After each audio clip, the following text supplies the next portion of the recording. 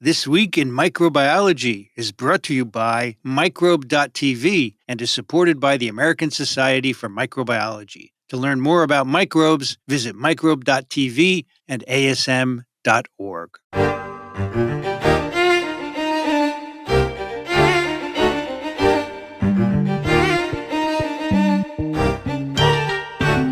This is TWiM, This Week in Microbiology, episode 335, recorded on June 26, 2025. I'm Vincent Racaniello, and you're listening to the podcast that explores unseen life on Earth. Joining me today from Ann Arbor, Michigan, Michelle Swanson. Hello, good to be with you. From Charleston, South Carolina, Michael Schmidt. Hello, everyone, and thank goodness the heat wave broke last night during a thunderstorm. It's now in the mid-80s. Yeah, here too. It's in the mid-80s, actually breezy. It's amazing. Oh my gosh. Also joining us from St. Louis, Missouri, Petra Levin. It is good to be here. Our heat wave is still going strong. Maybe it'll break tonight. That's my dream because I'm done. I think we're all done here with it. If you enjoy these science programs where we talk about science, real science, no lies, no misinformation, we'd love your support to continue them. We don't do ads so that you can focus on the science. You don't get distracted. And so we depend on your support, your dollars. Go to microbe.tv/contribute. We have a number of ways that you can help us out. Today we have a theme in our two papers, competition. Michelle's going to start us out. For food. One of my favorite what else topics. Is there? Money, I guess. But yeah, bacteria don't compete for money. It's just food. So Michelle's going to start us out with a snippet. Yes, and the paper's titled Toroidal Displacement of Klebsiella pneumoniae by Pseudomonas aeruginosa is a unique mechanism to avoid competition for iron. And it was published in this month in MBio, so it's open access. And it is from Diana Prodman with her co-authors Tanwar, Wong, Parasarathi, Frankel, and Singh.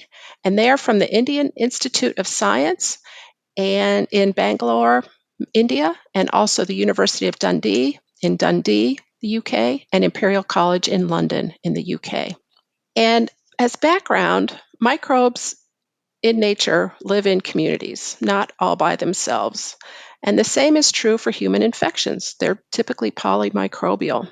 So in particular, in the lung, in the bloodstream, in chronic wounds, the focus of today's study, Pseudomonas and Klebsiella, often coexist in those natural infections, and often they're within biofilm communities.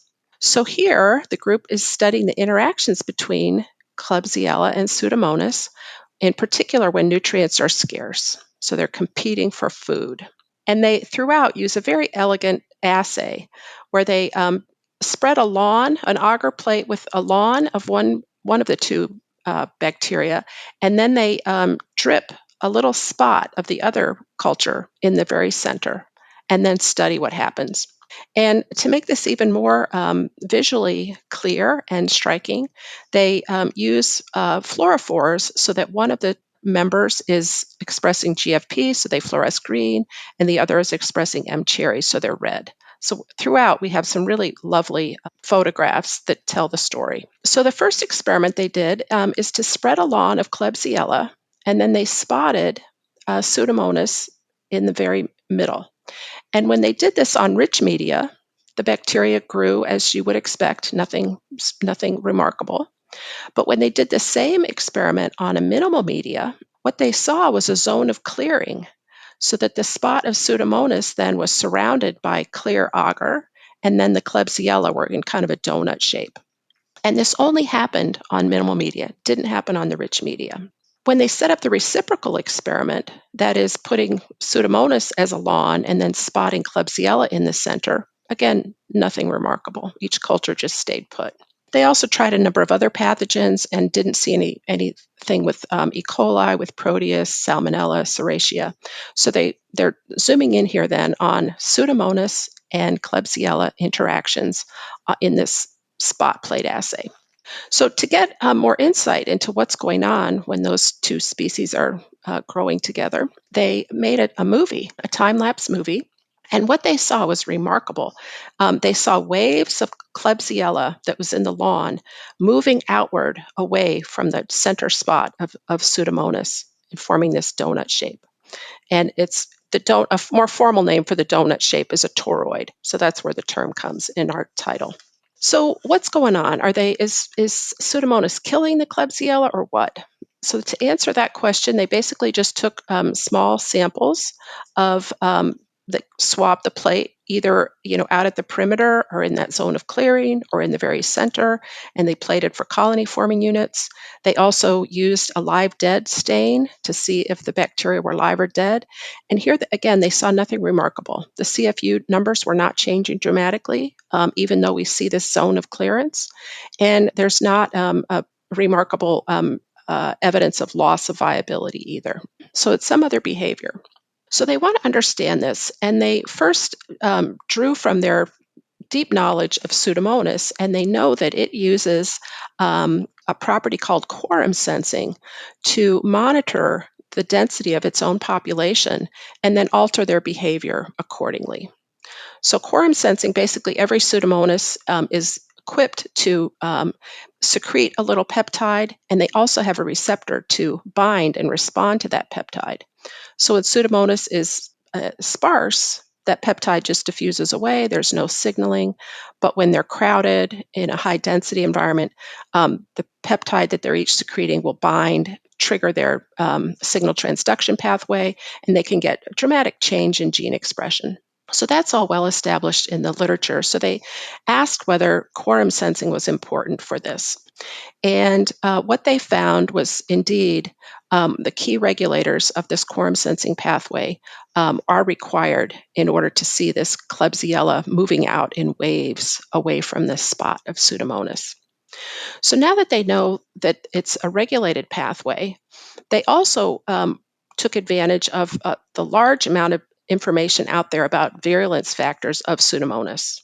And in fact, they looked in particular at 202 different genes that are in the literature as contributing to some aspect of Pseudomonas behavior. And they could look at that many because, again, this spot on a lawn assay is really very simple. It's technically simple to do, it's not expensive. So they just systematically screened through 202 different strains that lacked a particular gene of Pseudomonas. And remarkably, they only found a couple that had a defect in this, forcing this migration of Klebsiella away. And both of the mutants are enzymes that contribute to the biosynthesis of a rhamnolipid. So this is a glycolipid that Pseudomonas secretes. And then, as the name implies, lipid, so it's got a greasy characteristic. And then rhamno refers to rhamnose sugar, so a glycolipid. And basically, it's already known in the literature that this rhamnolipid can act as a surfactant. So that is a substance that reduces the surface tension between a gel or a liquid and a solid surface. And the image that popped into my head when I started thinking about this surfactant is those old slip and slides that you might have had the pleasure of playing with, where if you have water At least on squirting the up, East Coast. then you can go sliding across. Yeah, so now I'm imagining the Klebsiella sliding away on this Ramos. But of course, they wanted to check if Ramos was really the tool that Water Pseudomonas. agent. Yeah. So, of course, they already saw from their mutant screen that the two enzymes were important, but they also found that the rhamnolipid was also sufficient. And the way they did that is, again, they just plated out this lawn of Klebsiella, and then they drip, drip, dripped pure rhamnolipid into the very center. And my goodness, it basically mimicked the behavior that they'd seen with the live culture of Pseudomonas. So again, the Klebsiella started to migrate outwardly and form this donut appearance in a zone of clearance. So that's what a toroid is, a donut-like thing? Yeah. Mm-hmm. And of course, they did the control. If they just dripped water, that wasn't sufficient. So it really was this surfactant. Would other lipids work, or glycolipids, you think? Yeah, it's a glycolipid. Probably. So there are other glycolipids. I guess they would work too? It may Well, not work as well in Klebsiella. I mean, that's effectively their controls. Yeah. but they did, to your point, they did look deeper to see what the expression levels of the rhamnolipid were, and was it expressed under conditions where they saw this behavior. So they were interested, first of all, in understanding what triggers the production of this rhamnolipid. Recall that in their early experiments, when they did this spot on a lawn assay in rich media, they didn't see anything remarkable. It was only minimal media. So they deduced that there must be some nutrient that's limiting, that is triggering this pathway. They also know from the literature that iron is a critical metal for many different microbial processes and enzymes. So they first showed us that. They basically took their minimal media agar plate and they supplemented it with different concentrations of iron, and then used those plates to do the same spot on a lawn assay. And what they found is really beautiful, and it is shown in figure 5, that when concentration of iron was high, they did not see this outward migration of the Klebsiella. But when it dipped low, now the Klebsiella migrated away. So that's one piece of evidence that it was an iron starvation. They also kind of did the complementary experiment where they used media that had plenty of iron, but then they increased the amount of iron chelator to bind up the iron that's naturally in these agar plates. And again, they saw the result that you would have predicted. When iron is chelated and therefore not available to the microbes, that's when they saw the outward migration of the Klebsiella away from the spot in the center. So it's also known that microbes have special molecules called siderophores that can bind iron that's in the environment at a really high affinity. And this is their major strategy out in the microbial world for scavenging iron from neighbors or from the environment and bringing it into the cell and using it for themselves. So they did some experiments with mutants that lacked the siderophores. So, for example, Klebsiella, it's got 4 different siderophores. So clearly, Klebsiella is very good at scavenging iron from the environment. And when they mutated just one of its 4 siderophores, they found that the pushing and outward migration was reduced. Again, consistent with this idea that the outward movement of Klebsiella occurs when the Pseudomonas sitting in the center are experiencing low iron conditions. So they then did a whole series of experiments where they looked at expression of the siderophores on the different media and in monoculture or co-culture.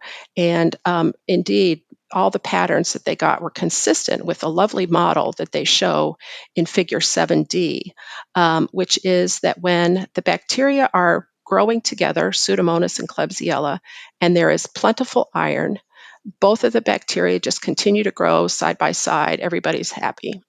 But in conditions where iron is limiting, Pseudomonas not only turns on expression of its siderophores to capture as much of the environmental iron as possible, but they also, through this quorum sensing pathway and the low iron pathway, they produce this surfactant, the rhamnolipid, and that basically acts as this slippery slide that pushes their competitors, in this case Klebsiella, away so that they don't have to directly compete with the Klebsiella for the limited iron that is in the environment. So I wanted to share this because, first of all, the idea is so elegant, but also the assay is really lovely.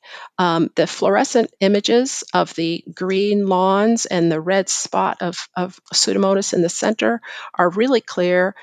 So you can see it visually. They also quantify and, of course, have statistics for all of this. They do lots of controlled experiments that I didn't get into, but they by leveraging knowledge from the literature, this really elegant spot-on-long assay, and then just using different media compositions, and also then bacterial genetics, they showed convincingly that Pseudomonas is able to ward off or push off competitors for iron by making this surfactant.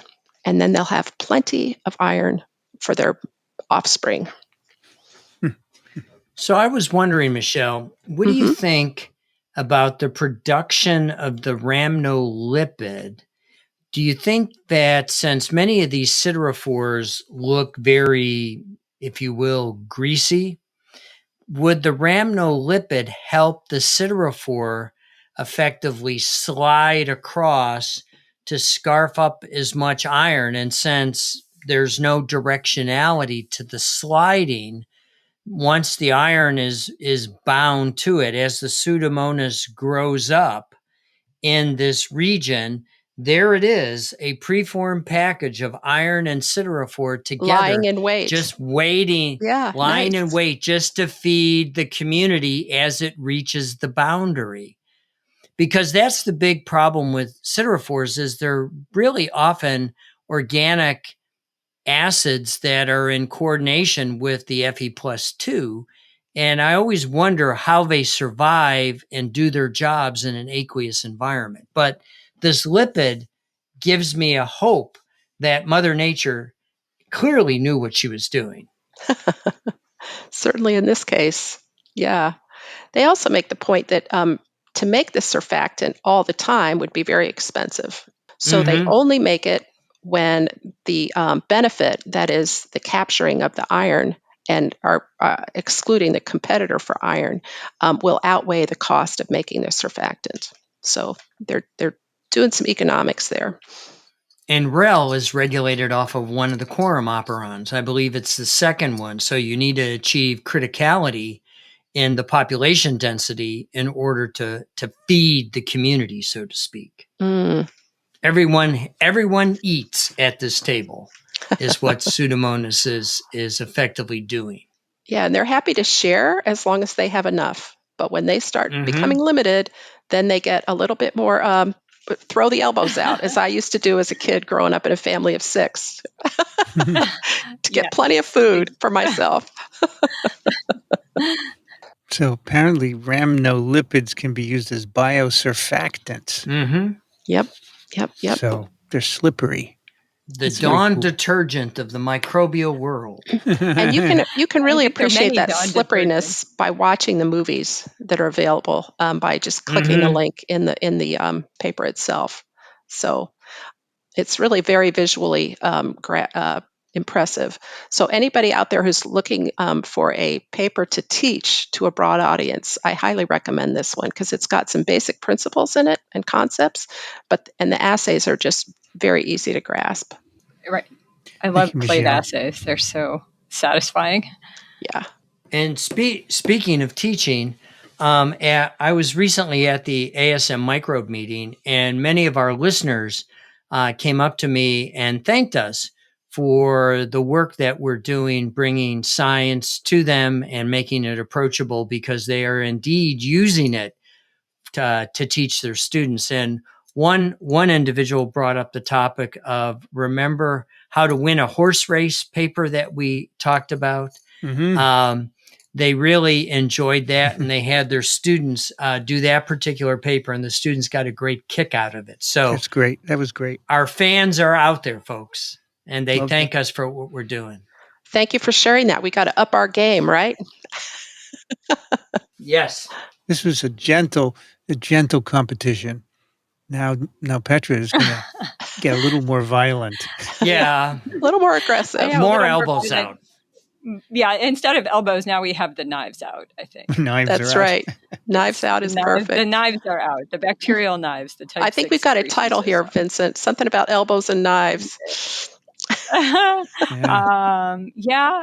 Something about elbows and knives. The title of the paper, though, is and it's in Science, and it is antagonism as a foraging strategy in microbial communities. Again, I'm not sure antagonism is really doing it justice because, again, I think this is going beyond just antagonistic interactions. It's by Astrid Stubush, Francois Poe de Cerf, Kang Soo Lee, Lucas Paoli, Julia Schwartzman, Roman Stocker, Marek Basler, Olga Schubert, Martin Ackerman, Kara Magna Bosco, and Glenn D'Souza. And they are in Zurich. So I first heard this paper when it was presented by one of the PIs on it, Dr. Olga Schubert, at a meeting. And she started by asking a question I had admittedly never considered, and that is, why are there more than one microbe? Why isn't there only one microbe? And I'd never thought of that. But I think it's a reasonable question, because the answer is really that the community of microbes is more efficient. You can really get the most out of your resources by working together, or antagonistically, or division of labor in a mutualistic way. But I think it goes back to this idea, which is actually sort of a core tenet of bacterial physiology, which is that being proteome efficient, like having your minimal proteome to get done what you need to do, only turning on genes at a certain time when you need them, et cetera, is really important for bacteria, because they want to maximize their growth rate, or microbes in general, but in this case, bacteria. They want to maximize their growth rate, or their ability to proliferate, maybe not growth rate, but proliferation ability, using the minimal number of genes possible, expressed genes and proteins possible, because the more things you turn on, that drains you from being able to make more bacteria. Right? If you're trying to express genes to digest, to assimilate every carbon molecule out there, that's going to take away from your ability to make more cell wall and DNA and copy yourself. So microbes are selected to be proteome efficient. Specializing allows them to reallocate or store reserves. They don't waste energy when they don't have to. And she posed that proteome efficiency is actually a driver of speciation. And I think she gave us some really nice examples, which I've used in teaching and I think are worth reiterating. One is that the first example is that a lot of bacteria and archaea in the gut can only digest carbon in certain forms. So a classic one is starch. A lot of bacteria can't digest starch, especially get it into them. So they'll secrete enzymes to break down the starch into amylose and amylopectin. And then a second species might be able to degrade those molecules to glucose. And then those, or smaller molecules that can then be brought inside the cell. So you can't just bring sometimes in starch or some other kind of long polymers of carbon into the cell until they're broken down. But so once they're broken down in the environment, those bacteria either working together, or maybe some guys just cheating, can then bring that glucose in. So again, that's kind that of a takes classic energy. example. It takes energy, right, too, because you have to make the proteins, secrete the proteins that are enzymes that are going to break down these molecules. And then, of course, the cheaters just have to bring in the glucose, which is relatively low energy. I guess that applies to glycogen as well then, right? Absolutely. Absolutely. Yeah. Absolutely to glycogen, chitin, anything like that. Mm-hmm. There's another kind of classic example that's more in the energetic category, and a lot of archaea take advantage of this, and this is syntrophy, which is splitting up pathways, catabolic pathways, to make them more efficient or energetically favorable. The example I always use for teaching would be Syntrophomonas, which you have two bacteria. One is Syntrophomonas, which can only catalyze a reaction when it has another bacteria to take away the products. Sorry, an archaea to take away the products to keep the partial pressure low so the reaction can go forward, right? Because every reaction, right, if you build up too much product, that inhibits the reaction from going forward when you get to equilibrium. But if you can take that product out of the system, then you can essentially make it energetically favored again. So one of the questions that this paper really starts with, though, is we kind of know these exist and people have looked at them in test tubes, but how is this regulated in space? And so here they're looking at cross feeding, and they're going to use a microfluidic device. And this data really is in figure 1. They have pictures of this microfluidic device, but basically it allows them to essentially seed the sort of solid surface with a few bacteria of different kinds, and then watch them grow over time using time-lapse microscopy. And so here they're using 2 Vibrio species. One is Vibrio cyclotrophicus, which we're just going to call the target, or type 6 secretion minus. And this type 6 secretion minus target species can grow on alginate as the sole carbon source. And they have another called Vibrio ordalii, which can't grow on alginate, but it has a type 6 secretion system. So type 6 secretion systems are essentially kind of needles that can inject things into other organisms. They're often part of a pathogenesis, involved in pathogenesis. Or other kinds of killing. Here, though, it's specialized actually for nutrient acquisition, as I'll get into. And so in figure 1, they have the 2 different bacteria. And I know y'all can't see it, but basically what we have is a microscopy field, and the bacteria that have the type 6 secretion system are kind of a beautiful, bright, kind of teal blue. It's actually one of my favorite colors. And they have an early and late. And in the top row, they're feeding them glycnac, so N-acetylglucosamine. And these guys can, the type 6 secretion plus organism, the predator maybe is a good way to start thinking about this guy. It can grow on this. So if you look early, you don't have that many blue cells. If you look late, you have essentially the field is full of blue cells. In the middle, they have the same organism just by itself again, and now they're feeding it alginate. And this is really just a control to show when they have the type 6 secretion plus guy by itself, it doesn't grow in alginate. So you have maybe 10 bacteria here, and you still have only 10 bacteria in the, whatever number of hours later, the late time point. What's really important and kind of started them on this path is that in the bottom panel, they're mixing the type 6 secretion plus strain, the blue strain, the predator strain, with the type 6 secretion minus strain. And the minus strain can use alginate and can grow on alginate by itself. They don't show that, but that is, in fact, what can happen. And they start with very few of the pink ones. These are pink, the type 6 secretion minus target. And then more of the blue, but not too many. And they look over time, and what they see is that the pink one proliferates, it's growing on alginate, but where the blue and pink have touched, you can see, or when they become close together, you can see that the blue have proliferated. So somehow the blue are managing to grow, even though they don't have a carbon source. So the type 6 secretion system plus guys can now grow, even though there's no carbon source they can use, at least in the media that they're giving them. So that's really kind of the first thing, that first of all, we can see that the blue guys are proliferating, but in alginate, but only when they have the target cells there. So that immediately suggests that somehow the blue guys are getting a carbon source they can use somehow through the pink guys. And if you zoom in on that picture, you can see that some of the pink ones are not the normal rod shape or vibrioid shape that they should be. They're actually large round cells. Kind and of this bloated. Is very wrong. Bloated. Yeah, they're bloated.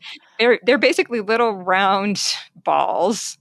And this is actually a sort of diagnostic for defects in your cell envelope, particularly in your cell wall. If you have some kind of defect, Vibrio will actually start to round up. Vibrios tend to be, there's some nice work from Toby Doerr's lab, but they tend to actually be pretty stable in this round form. And these guys are rounded, and it's suggesting that sort of the obvious thing is that maybe the type 6 secretion system in the predator cells has somehow contacted these target cells injected something in there that then caused them to round up. And so in figure 2, this is actually, I thought, very brilliant. So they have this data, and I always tell my lab, like, when we have all this single cell data, there's so much information we can get out. And they have a time lapse of it. So not only can they see this happening, they want to understand what's happening. And they do some time lapse experiments, and they show that if you grow them on alginate, so when the type 6 secretion predator cells something they can't grow in, the rounded target cells stay around for a really long time. They have a really nice kind of semi-violin plot in 2A. And you can see that some cells are still there like 6 hours after they became round. But if you grow them on glycnac, so something the type 6 secretion positive predator cells can actually use, those round cells are not around. There's they don't stay very long. So the round cells are almost like very slowly dying if you're growing in alginate, but they go quickly if they're in glycnac and acetylglucosamine, something the type 6 secretion systems like to eat. It looks like it's about 3 or 4 times on average how much longer they last in alginate. And they come to the conclusion, and again, I think this is so smart, that maybe what's happening is in glycnac, in the media that predators can use, they just want to kill out their competition as fast as possible because they can get the carbon they need easily just from what's in the media. But in the alginate, something the predator cells can't use, they're basically turning their prey, the type 6 secretion minus cells, into kind of zombies that they then feed off of and that slowly leak out their contents. So the predator cells can get them slowly because, again, these are cells that grow in a pretty aqueous marine environment. And so if they just burst, essentially, you know what happens in water, right? If something just bursts, you're going to lose it's going to diffuse away very quickly. But instead, if you let it leak out slowly, you can kind of, prolong how long you get access to. You can feed off of it. Yeah. And they're not slurping. And they do some really nice contents through the type 6 needle, are they? Like a no, they're not slurping. That's what you would think.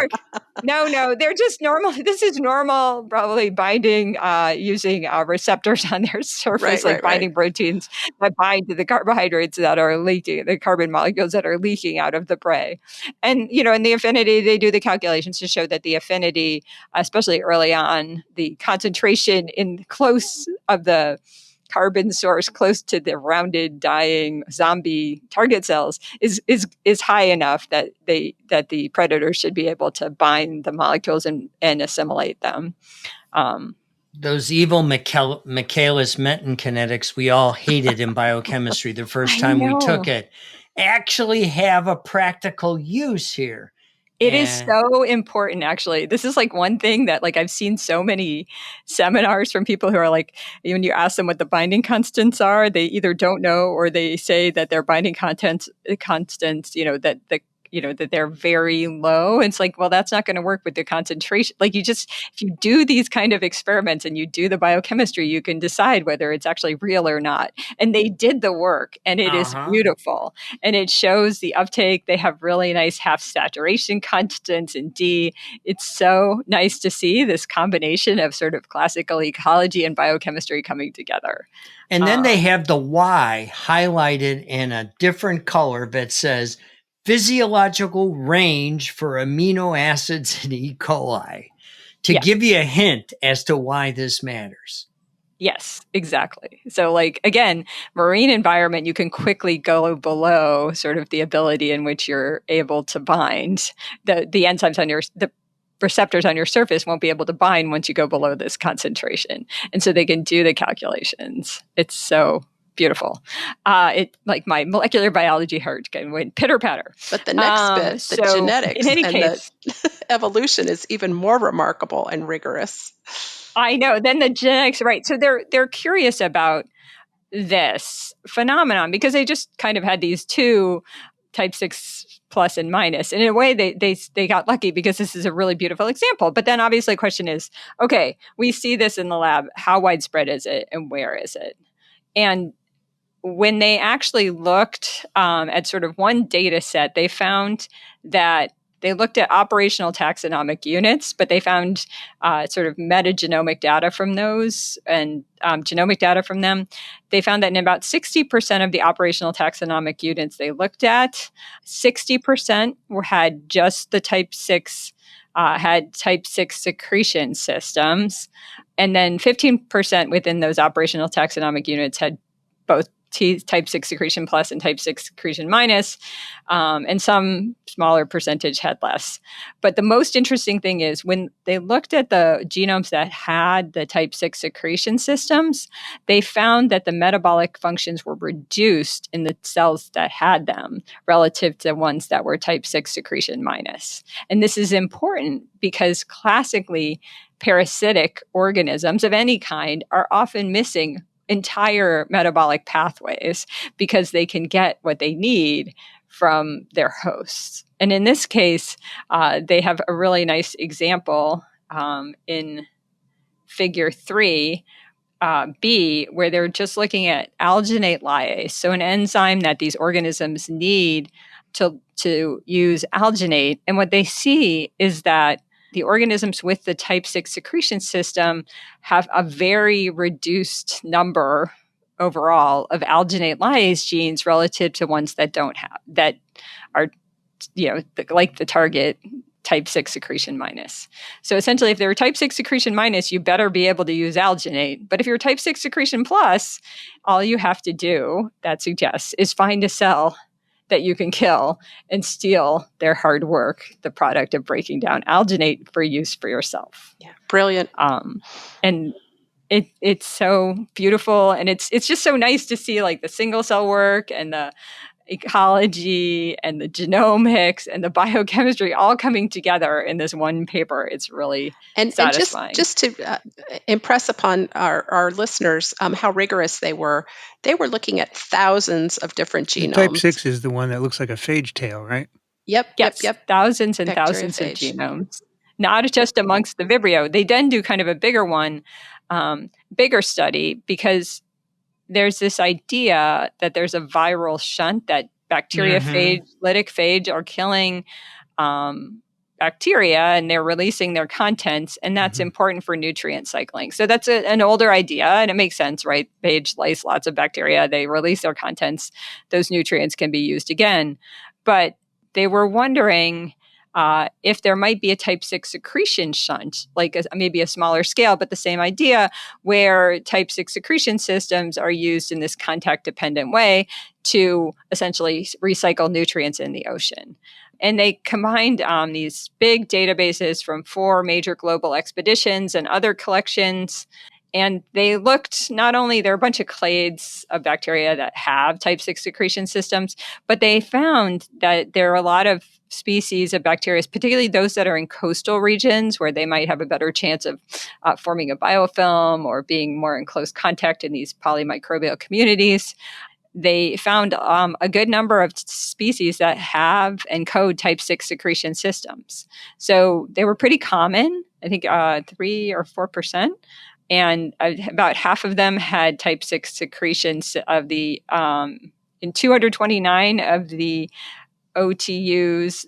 So it came in about, it came in at about 3 to 4% of the sort of subset that have of these things that they looked at had these type 6 secretion systems that could presumably be used for this kind of predation. It shows you there's a fitness penalty to carrying the type 6 secretion machinery, because if there was no fitness penalty, you would expect more organisms in this population to possess type 6 secretion if it was doing something more beneficial for the entire community. Because you have to think about the community and whether or not these microbes that are, if you will, the minor actors, but they're used for controlling density and distribution and nutrient cycling, they still need type 6 secretion. And so the fitness penalty is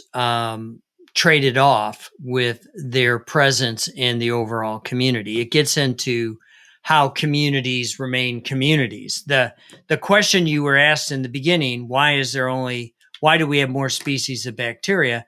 you should really then preface that question as, why are there communities of bacteria? What's the advantage of the community? And the answer is simply nutrient cycling in real time. Yeah. And I think what's actually interesting, when they kind of expanded even further, they say that they found type 6 secretion systems in 4 to 7% of these taxonomic units in aquatic systems, 9 to 11% of terrestrial systems. And in the rhizoplane, sort of rhizosphere kind of level, though, they found that 30% of them had these type 6 secretion systems. So they're more common among things that are particle attached than in planktonic, which makes sense because really you need this contact. And so if you're just floating kind of dilutely in water in an aqueous solution, you're going to be less likely to be able to contact and maintain contact with another organism. But also, I think the polymicrobial nature. It's expensive to have that Mhm. Yeah, type it's very secretion system expensive to if maintain there's no that. target. And why would you have it? Yeah. Exactly.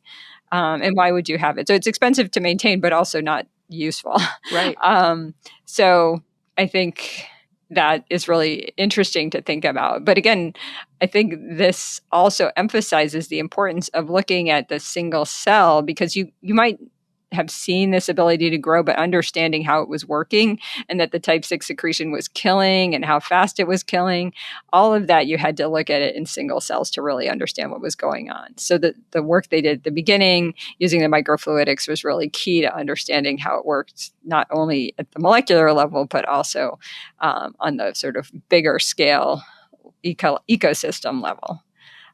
So I think this would also be a really good paper for teaching. It would be also good, I think, we have a lot of students who are like molecular biology, but are less interested in biochemistry, or like ecology, but are not as interested in molecular biology or microscopy. And so this like shows, I think, something that I really believe, and I think we really try to communicate on TWiM, that, you know, when you're trying to answer a question, you need to get out of your own sort of box. And this is a big collaboration between people with many different expertise, and really bringing people together and bring different approaches together to really answer that question. And that's the one piece of advice that the first author, Astrid Stubusch, offers to the audience. She's in the standard questions that we often ask authors, a strong memory of an especially exciting or interesting day in the lab during this research project. She offered, actually, there was not one breakthrough, but rather years of reading, thinking, testing, analyzing, rethinking, and pieces of information that came together little by little. As Petra pointed out, you need to know a little bit about single cell biology. You need to know a bit of biochemistry, as well as the microbial physiology, as well as ecology. And let's not forget the Michaelis-Menten biochemistry that we all dreaded. Astrid went to school in Germany, all the way through graduate school, where this doctoral research was supervised by Martin Ackermann and Dr. Olga Schubert, the person that you heard present this initially, Petra. And presently, she is off in Australia at the doing postdoctoral research at Monash University, where she's in a One Health group, where she's investigating, of all things, hydrogen producers and consumers of hydrogen in the human gut, and the role of metabolic versatility for habitat range and resilience of environmental organisms, which I think, as we have been talking a lot about the microbiome and what controls the microbiome, you know, those studies are going to be paramount to our designing good probiotics for human health and really beginning to understand these things. How this young lady got into science, she offers that she thought a fulfilling job is one where you're not only earning money, but also doing something good or contributing something meaningful to society. And she thought becoming a researcher seemed like an especially exciting and self-directed path to her. Her parents supported and influenced her decision. Her parents, she was lucky, both studied at university and hearing their funny anecdotes from time to time made the whole idea of studying much more approachable. Having inspiring teachers also helped and played an important role, especially one math teacher who helped shift her mindset from learn this for the next exam, which unfortunately many of our students suffer from, to here's where the math is used in real world situations and solutions. And all of her work, she highlights, wouldn't be possible without thinking like that. She also recommends to junior colleagues, take time for your hobbies or any activities that help you switch off and give your energy also at times where work can be stressing or even, God forbid, depressing. Celebrate your achievements. And you can tell she's from Europe. Why not bring in a cake into order to celebrate in another way with your colleagues? Hey, and we do that here. We have cake here in the U.S. Not like the Germans and the Austrians. They have much better cake than we step have. above. Well, they do have better cake. I'll agree with that. We have Twinkies. They Yeah. have strudel. One of my undergrads makes delicious, different flavored tres leches cakes, and I Oh. will stack that up again. Nice. Anything. and it really brings a sort of je ne sais quoi to lab meetings when you Exactly. when Well, you have- look forward to it and you remember those lab meetings, not because of the science, but you remember the science, but because of the cake. Yep. The last one was strawberry tres leches. See? So I think she gave us a lot of really good things. But into the show notes, I'm going to put her hobby, and this will really give you something to She think knows about. a thing or two about competition, doesn't she, Michael? Yes, she enjoys underwater ice hockey. And the video is absolutely fascinating. And it's, as you might imagine, there's no goalie in underwater hockey. They're all underwater, no air tanks, just flippers and swimsuits, and a little tiny stick to move a weighted puck over to the goal. And it's 6-on-6 play, and they're swimming like fish. I mean, these people are moving, and the U.S. has an Olympic underwater ice hockey team. Who knew? Not Well- ice, just hockey. Yes, just underwater hockey. If you were ice, you'd be in big trouble. That's probably true. My enthusiasm got the better of me. It's okay. I like how she says that in Germany, there's no tuition fees at universities. So that helped her because she wasn't sure she would have been comfortable taking out a loan at age 19 Yeah, to see if biology was right for her. It's something we don't have here. right? unfortunately. Also, she does say that if you think you're not good at something, congratulations at this insight. That's all you need to change. Keep practicing and exposing yourself to it. There's no way you won't get better and better at it. I like that. And she has clearly practiced underwater hockey. She was a member of the 2017 national team, was selected to represent Germany in the World Championships in 2023, and she represented Victoria in the Australian national champions in 2025. So she knows a thing or two about competition, but also like stepping away from the research, getting out there with your colleagues, your teammates, having some fun, and then bringing that energy back to the lab.